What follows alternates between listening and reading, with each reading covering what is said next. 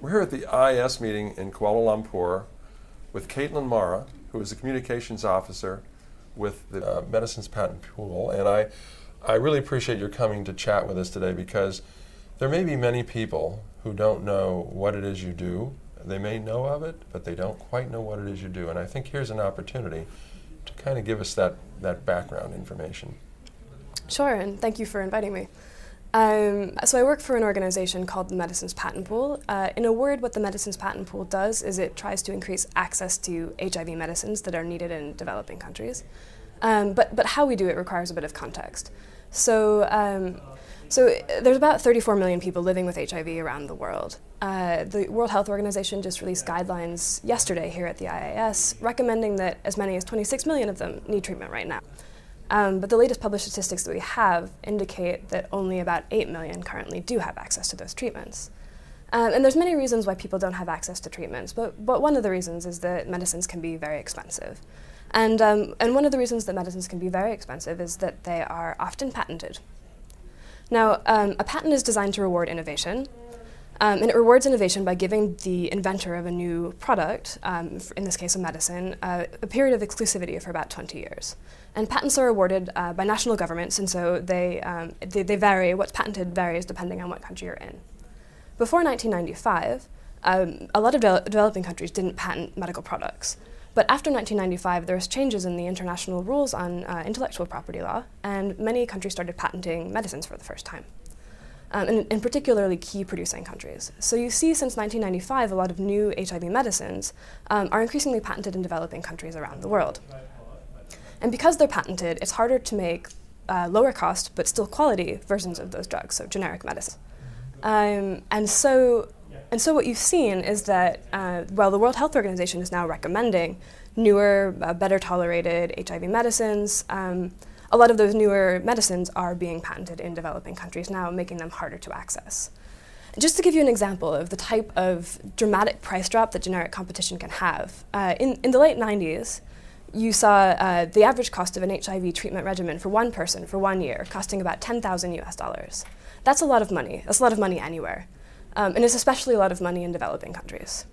Generic medicines producers started coming on the market, and now those same treatment regimens go for as little as $100 per person per year in some countries. So you see this 99% precipitous fall in price drop, and that price drop allows 8 million people to access medicines for the first time. They're coming on the market, they're surviving, they're living longer, healthier lives. And this is great, and we want to make sure that what helped people get access to early HIV medicines helps them get access to new medicines. We'd also like to stimulate innovation on needed medicines. There are certain formulations that are needed, especially in developing countries, such as medicines for children. Children have different needs, and they need formulations that are especially suited to them, or that are easier for children to take, so they don't taste bad, or you can break them up into smaller pieces so that the dose is modifiable. So we want to ensure that that type of thing happen in developing countries as well. And it's often not interesting for big companies in the West to do that innovation, but generic companies have a very different business model, and they are interested in innovating for these markets. So, for example, combining several different medicines into one pill to make treatment easier, or making these medicines for children. So what the Medicines Patent Pool does is when there's a patent on a medicine with this 20-year exclusivity period, you can still produce a lower-cost generic version if you have a license. So we negotiate those licenses from a public health perspective. We were created by request of communities of people living with HIV and civil society through an intergovernmental agency based at the World Health Organization called UNITAID.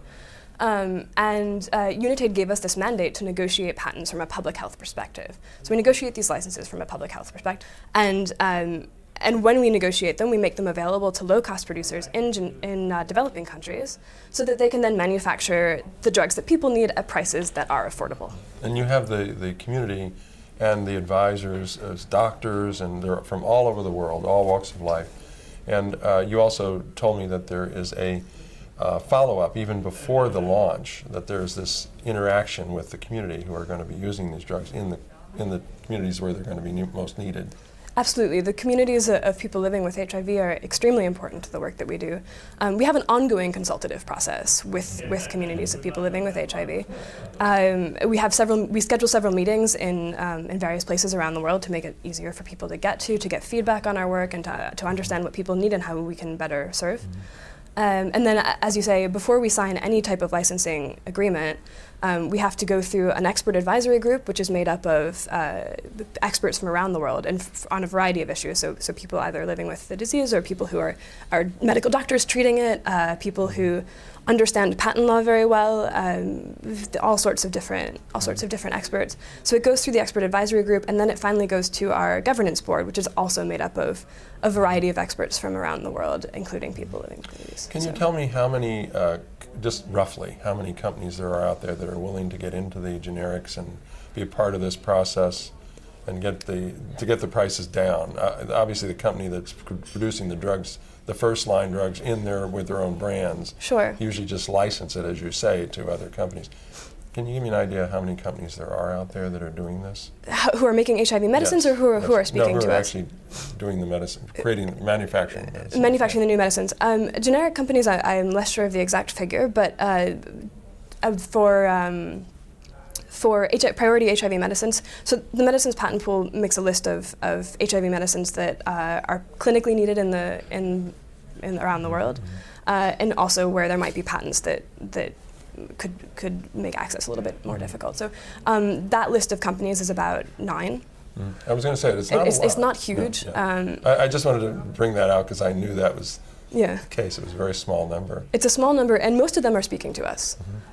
We've already signed 3 licensing agreements with innovator companies, that people who are patent holders.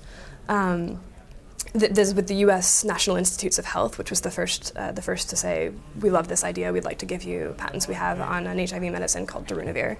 That particular license does not allow us to manufacture lower cost versions of darunavir, because there's other patents which are owned by a different company. But we've also signed an agreement with Gilead Sciences and with ViiV Healthcare, which is a joint venture of GlaxoSmithKline, Pfizer, and a Japanese company called Shionogi. So is that recent, or? Yeah. The ViiV agreement is recent. That was in February 2013, and the Gilead agreement was in July 2011. So there's ongoing negotiations all the time. That's what you do. That's what we do. Yeah. So how do you feel what are your next areas how do you see this changing? I guess that's a better question. How do you see this changing with the dynamics because I talked to a number of people about the fact that the middle-income countries are now having to take on a greater role of paying for their medications. So they now need to really have some lower costs, but yet they're not going to get the best price because they are middle-income countries.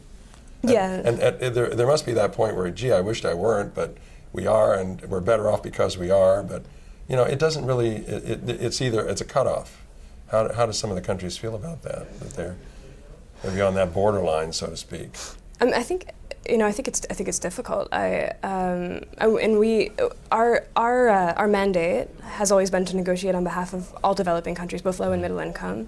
But because we're a negotiation, because we are a negotiation, because we work with companies, because it's a voluntary engagement. We always ask for all low and middle income countries. We don't always get everything that we ask for. So it's also difficult for us to negotiate on behalf of especially some of the larger middle income countries that do have this. But we're very well aware that the situation in middle income countries is a concern, and that they do need access to lower cost but still quality medicines. So you negotiate with the countries, with the companies, and you're in the middle, and that must be it. But you did say we negotiate with the companies. The companies, but you do discuss this with the countries.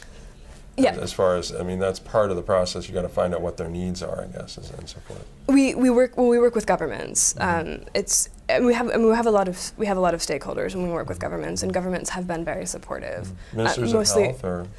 And HIV, often the HIV experts, so people at who is under the ministers of health.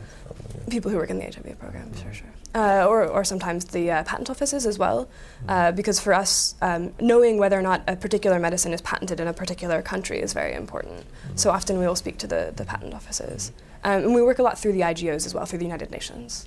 Well, I think you've covered this pretty well. I was concerned that we get this information out to the public because this is really an important issue of understanding. I mean, it may not necessarily affect people in the developed world, but it is important to know about the rest of the people who are trying to struggle to get access to needful medicines for their particular communities and fellow citizens. Sure. It's a very important process. Sure. Life-saving treatment is important for everybody to have access to. Thank you very much, Kaitlin. I appreciate Thank you. it. Take care.